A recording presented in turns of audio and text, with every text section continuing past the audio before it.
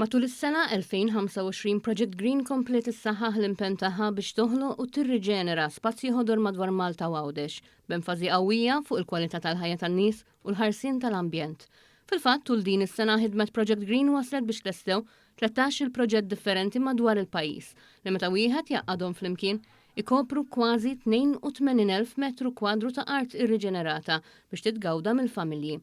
Dan ifisser li matul l-2025 Project Green fetħet spazji miftuħa daqs 11 il-ground tal-futbol.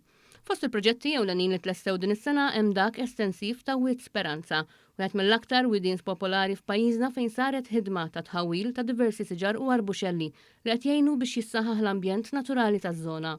Infetħu wkoll diversi ġonna f'lokalitajiet differenti madwar Malta fosthom ġnien tal-fuklar f'Ħattart fejn sit li kien abbandonat u miksi bil-konkrit inbidel fi ġnien pubbliku aċċessibbli għar-residenti.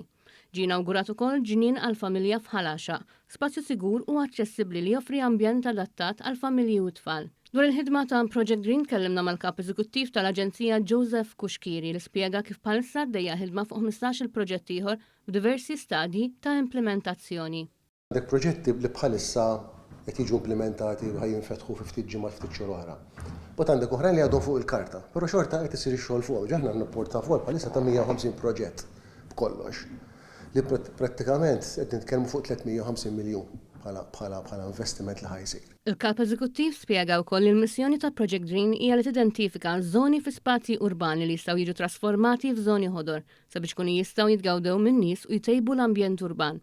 F'jannar li ġej mistennija tibda l-ħidma fuq ġnien Pinetum fil-Furjana, proġett ta' skala kbira b'investiment ta' 7 miljun euro.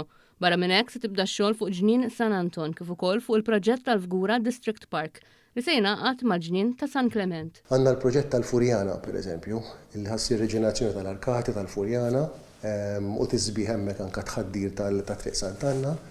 Għandna l-proġett ukoll ta' Bormla, dak li qiegħed bej Bormla u l-Isla, fejn hekk ħajkollok parkeġġ taħt l-art ta' żewġ solari li hu madwar 200 karozza mbagħad ġnien fuq jibda l-proġett ta' San Ġwan ukoll.